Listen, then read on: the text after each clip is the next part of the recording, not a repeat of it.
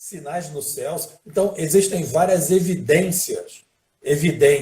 Então, o que que nós, estudiosos, nós somos pesquisadores, tá? O grupo de escatologia, eu me considero um pesquisador. Vai captando sinais e vai colocando. Quando a Rússia tomou a Crimeia, porque seria a única saída possível logística de São Estobal, que era na Crimeia, o porto lá da Crimeia, ele não queria Kiev, a capital da Ucrânia. Ele queria sair porque o Mar Negro liga ao Mediterrâneo. Então ele tomou a Crimeia para poder sair com os navios. Então são sinais. Só um jornalista alemão falou isso do Putin na hora. Naquele dia falou assim, olha, ele tomou a Crimeia, mas ele não atacou Kiev. Todos os ucranianos falaram, caramba, agora a gente vai ser invadido pela Rússia. Não, ele não estava nem aí para Kiev. Ele queria sair logisticamente. Então, nós, como escatologistas, a gente tem que ter um olhar estudioso de pesquisador mesmo, de poder falar, caramba, tá vendo? Ezequiel 38, 39 começa a se cumprir em 2014, quando Putin toma a Crimeia. É isso aí. Comenta para nós aí, pastor Ricardo Souza. A gente já tinha falado sobre isso, porque a gente vê o Gog surgindo, né? E a gente vê a coalizão de Magog se formando através desses elementos que têm sido vistos ao longo da história. Mais um então, sinal. Exatamente. Então, em 2014, esse jornalista, eu soube, obviamente, pelo comentário que o mestre Martino colocou numa das nossas lives aqui sobre esse jornalista que enxergou isso. Eu não tive essa percepção.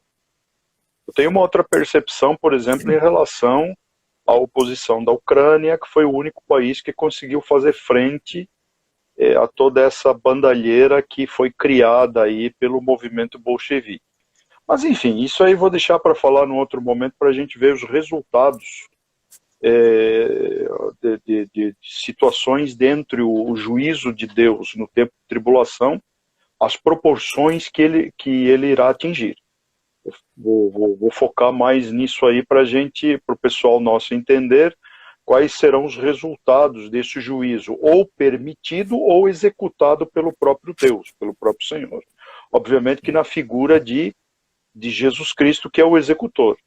Temos que entender isso. Quem está abrindo os selos é ele, então ele está teoricamente com a autoridade que lhe foi otorgada e que lhe é devida, pelo fato dele ser o cordeiro, atrelado ao sacrifício, o único a quem Deus deu essa relevância e deu essa importância, e também o único que teria condições de fazer isso, é ele que está abrindo os selos.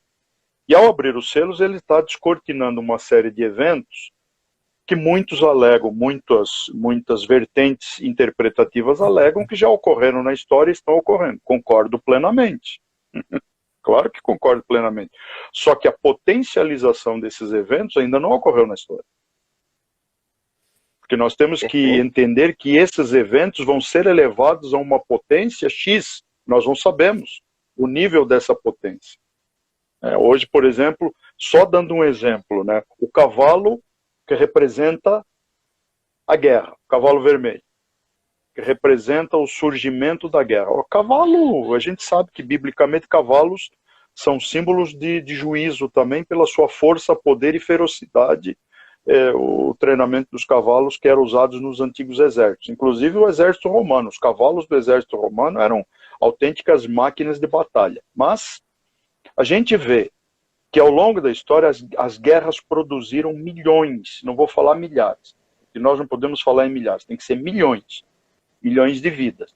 Mas os milhões de vidas chegaram, na pior das hipóteses, a 70, 80 milhões, talvez, não sei, um pouco mais, um pouco menos, na segunda, 1939 a 45. Ok? Os resultados foram catastróficos, nós sabemos que a história mostra isso. Me parece que apenas um pequeno grupo, não vou citar nomes, se beneficia dos resultados de um pós-guerra. Mas quando a gente olha para os eventos catastróficos emanados do juízo de Deus ou da sua permissão, que também faz parte do seu juízo, no tempo de tribulação especificamente, a gente vê que isso aí atinge proporções de bilhões. Percebam. O negócio salta de milhões para bilhões. Por exemplo, outro exemplo, pandemias, epidemias, as pestes que existiram na história. A própria lá, aquela lá do rato lá, não me lembro qual foi, a própria gripe espanhola e outras, mas aquela do rato lá, que ceifou o quê? Oi? Peste bubônica. Exatamente, a peste bubônica, que foi criado pelo rato, o rato passou para os insetos e os uma pulga no rato. E aí ela picava os humanos e os contaminava. Foi um caos na história. Vamos ver, lá no futuro, quando pragas forem disseminadas, epidemias na história. Vejam bem.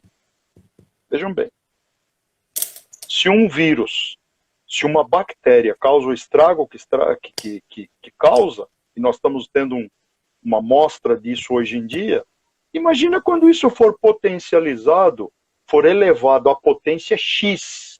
Eu coloco X incógnito. Não temos ideia, não temos como medir isso. Não tem como medir, gente. A única coisa que a gente pode dizer é que é um período de extremas catástrofes, sabe, de juízos, de flagelos que serão impressos, que serão infligidos ao ser humano e à Terra, de proporções nunca antes vistas na história, por mais que tenhamos passado por essas epidemias, por esses contágios, por essa situação sanitária que nós estamos vivendo hoje em dia, mas nunca foi visto na história como hoje. Por isso que a própria Jesus evolução. Disse, se não fosse abreviado, ninguém ia sobreviver, pastor. Exatamente, ninguém ia sobreviver. A gente viu uma evolução, gente. O pastor Rodrigo falou de algumas coisas e nós levantamos isso, eu me lembro, na live dos selos, porque é uma situação atual, né, que nós estamos vivendo. Gente, na primeira, 1917, lá, todo mundo achou, opa, aquilo foi o caos, é o fim do mundo. Foi ali que começaram a surgir os primeiros elementos da tecnologia que hoje evoluiu a proporções estrondosas. Surge o avião, se não me engano, foi ali também que começou a bomba de hidrogênio, acho que foi também. Não sei se foi nessa ou se foi na segunda, mas ali naquela primeira também, surgiu a contaminação química. Foi usada a guerra química. Surgiu o contêiner, trabalho com importação e exportação. Contêiner de navio surgiu na Segunda Guerra Mundial. Contêiner foi também outra evolução. Assim como surgiu aí na segunda, lá em 1939 a 45, a bomba H, a bomba atômica. Surgiu a bomba atômica. Surgiu a tecnologia nuclear. Agora, hoje, vamos pensar, aonde, você falou de tecnologia, né? Aonde que a tecnologia hoje pode nos levar? Lembra que eu comentei naquela live do selo sobre a tecnologia que dilacera, queima as células vivas, mas mantém de pé edifícios? Forte. Isso aí parece o cumprimento da profecia de Zacarias. Não parece? Porque a órbita secando nos olhos, a língua apodrecendo na boca.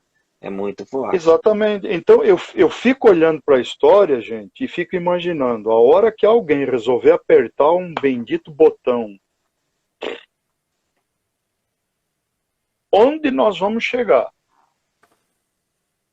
Gente, não precisa ter soldados. A gente olha para a Bíblia e diz 200, milhões, aí a gente vê os reis do Oriente, né? Os seus exércitos, porque isso é só para mostrar potência, sabe, aqueles desfiles, tipo da época lá do Hitler, lá no Palácio das Luzes, na Catedral de Luzes, lembram disso? Essa história? Que ele botava aqueles soldados, milhares e milhares, desfilando para mostrar o poderio. Hoje isso aí continua acontecendo em algumas nações da Terra. Sim. Tá, milhares e milhares desfilando assim disciplinadamente. Isso é só para mostrar um poderio que tem muito mais influência psicológica do que propriamente física, porque hoje em dia um drone resolve a bagaça. Sim. Inclusive, quando você fala... Não foi um drone que atingiu lá um navio, o navio, lá no Golfo de Oman, e um drone. Então veja, onde a tecnologia vai nos levar? A uma destruição em massa sem precedentes históricos. Isto é juízo. Ah, mas é Deus que está causando? Não precisa ser Deus causando nesse momento. Deus só precisa tirar a mão. E deixar o ser humano seguir a sua própria concupiscência, a sua própria rebeldia, sua própria degeneração. Eu aplicaria até para o mundo espiritual uma frase que foi dita por um general aqui no nosso país, os irmãos que estão nos assistindo no exterior, não sei se viram, tomaram conhecimento, quando ele falava da oposição e do governo atual, dizendo a oposição está esticando muito a corda. Tudo que eu vejo, gente, essa coisa que o pastor Ricardo Souza fez com o filme lá, e aí um monte de gente citou um monte de filme aqui, não sei se vocês dois leram, eu só não consegui comentar, até para a gente não interromper o raciocínio. Mas tudo que eu vejo, tudo que eu leio, eu faço uma aplicação espiritual.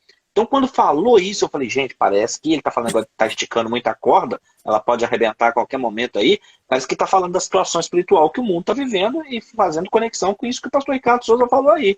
O pessoal está esticando muito a corda, inclusive, pastor Ricardo, quando você falou dessa nação colocando as tropas em revista, com coisas que poderiam ser feitas até com drone, mas colocando a tropa em revista para poder fazer demonstração de poderio. Essa nação, ela está patrocinando obras de infraestrutura no mundo todo.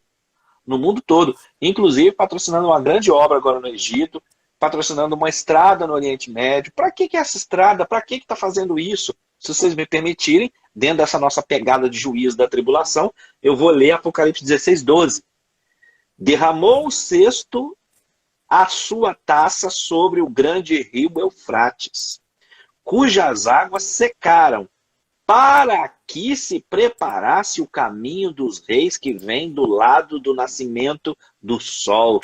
Ou seja, é uma profecia que está lá. Queria que nós pudéssemos também trazer isso aqui agora para contribuir com quem está em casa, no sentido ainda daquela minha fala anterior, de ajudar a interpretar a profecia. Está lá no capítulo 16, alguém ia falar, nossa pastor, mas está quase no final do livro, mas fazendo referência aos nossos dias. Porque ele está dizendo que haverá um momento onde o exército dos reis do sol nascente vão atravessar. Mas para que isso aconteça, primeiro haverá um secamento do Eufrates. Então ele aponta para os nossos dias. Por que está se pavimentando aquela estrada do Oriente Médio? Por que o dragão está fazendo isso? Porque em algum momento vai se cumprir Apocalipse capítulo 9, versículo, deixa eu ler isso aqui, Apocalipse capítulo 9, versículo 16. O número dos exércitos da cavalaria era 20 vezes 10. Olha a minha tradução, olha que coisa. O número dos exércitos da cavalaria era de 20.000 vezes 10 milhares. E ouvi o seu número.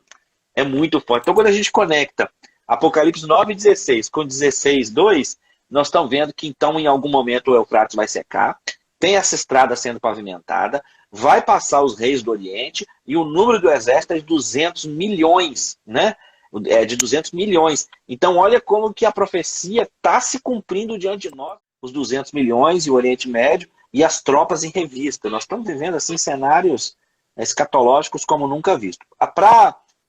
Como eu estou lendo aqui, não sei se vocês dois estão lendo, os irmãos estão falando aqui que os pastores têm um HD enorme. Como é que vocês fazem para reter tanta informação?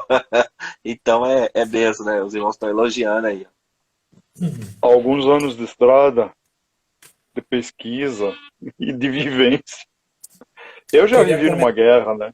Eu sei o que é o resultado disso.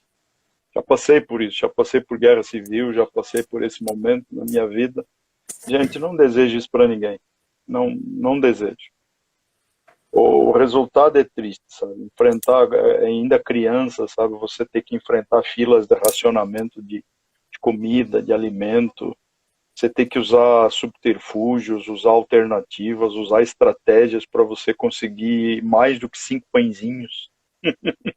Pense, hoje em dia a gente vai em qualquer padaria da esquina, você compra 10 e de repente você dos 10 não come 4 e joga na lata do lixo. Naquela época, para a gente conseguir 5 pãezinhos, gente, era um sufoco.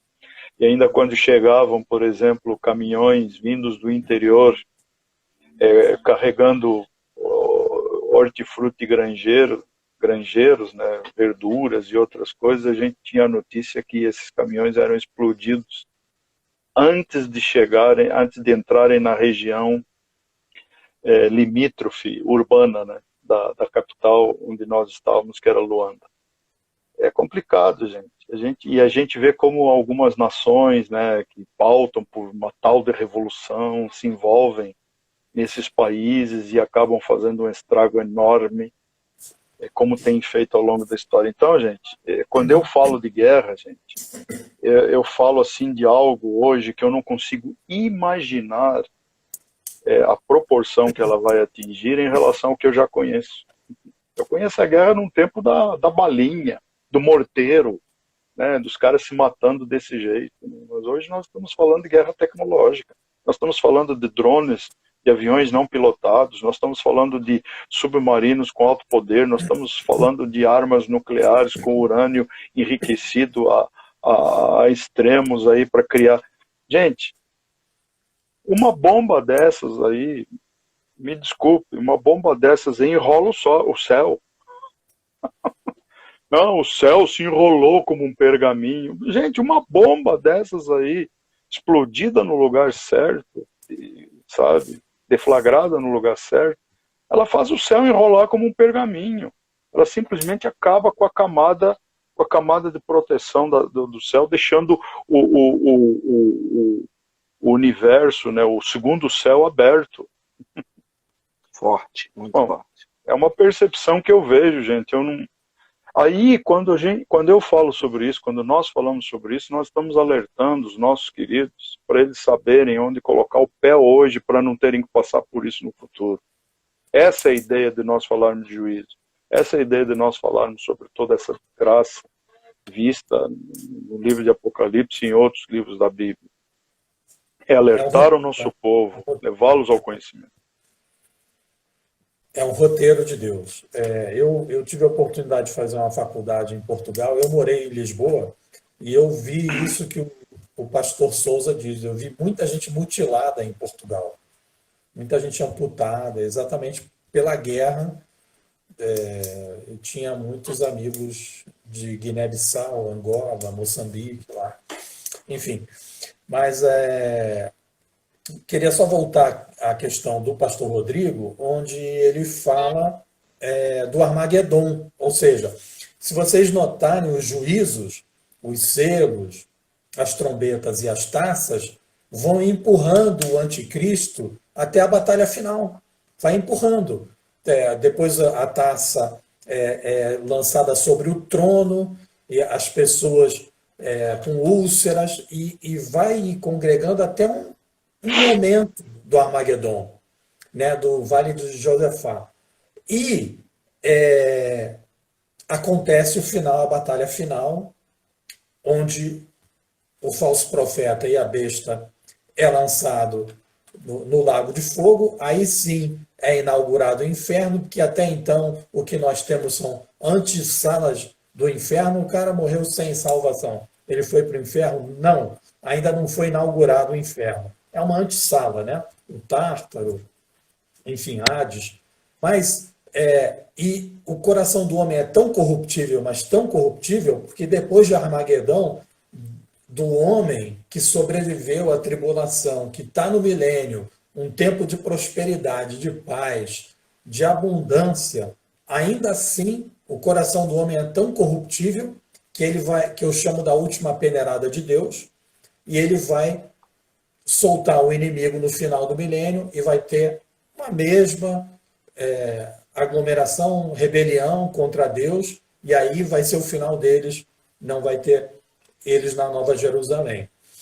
E só para fechar aqui a minha fala, pastores, eu tive uma experiência muito impactante que aconteceu comigo. Eu estava pregando na igreja de um pastor Daniel, amigo meu, e a pregação era sobre a Torre de Babel, que era, o título era Tentativa de Conter o Juízo de Deus, porque a Babel vem na sequência de Noé.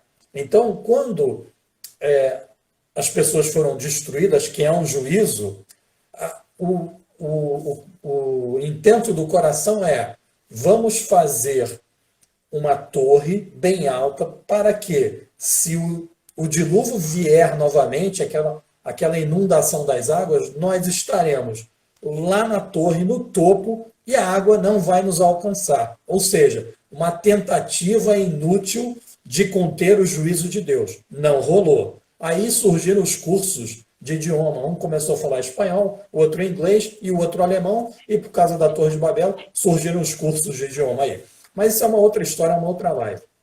E aí, nessa pregação, o que aconteceu? No final da pregação, uma irmã começou a falar em línguas, e ainda bem que uma outra irmã se levantou e começou a interpretar, porque isso é Bíblia, né? Porque se você está falando em línguas e ninguém entende, então é melhor não falar. E aí a outra pessoa começou a interpretar e falou o seguinte: olha, o pastor acabou de pregar aqui ao recado de Deus. Foi muito forte isso, que me impactou muito. E boa parte das pessoas não acreditaram no juízo que está para vir na humanidade. E muitas pessoas não acreditaram. E eu digo mais: é melhor que vocês acreditem. Ponto. Esse foi o recado de Deus. Fiquei super impactado. Forte. Concordo. Uma levantou, falou em língua e a outra interpretou. Deve ter impactado muito a igreja naquele momento. Meu Deus do céu. Ficou um silêncio ensurrecedor, cara, no culto. Assim, ninguém sai, cara. Que se o cara estava adulterando lá, meu irmão, ele parou ali naquele dia, meu irmão. Se o cara estava roubando ali alguém, não rouba mais. Se o cara estava ali, cara, foi um negócio assim impressionante. Eu estava na pregação, encerrou a pregação, e a irmã começou a falar em línguas, e a outra começou a interpretar. Tem meia dúzia de camaradas aqui que não acreditaram naquilo que foi pregado. E eu digo mais: é melhor acreditar, porque vem juízo aí. Muito forte. Me lembrei daquela passagem: louco, hoje te pedirão a tua alma, né? É uma mensagem, né? Isso é muito forte, muito poderoso, muito forte mesmo. Glória a Deus por isso. Então nós estamos diante aí do acelerado cumprimento das profecias, das pedras clamando, né? Das pedras clamando, da natureza, tudo testificando aí que nós estamos vivendo esse tempo escatológico e esse tempo profético.